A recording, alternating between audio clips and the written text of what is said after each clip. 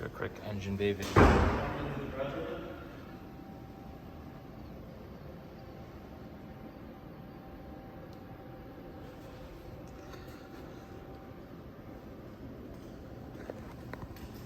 This is the only notation I could get off the header.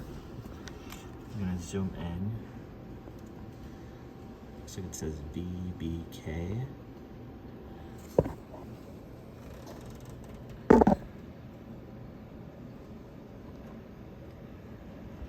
And then off the exhaust, I couldn't get anything, but I'll just show you quickly what we have.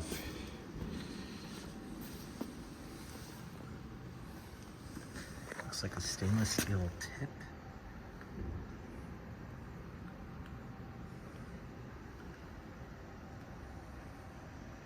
Around the factory exhaust, if I'm not mistaken.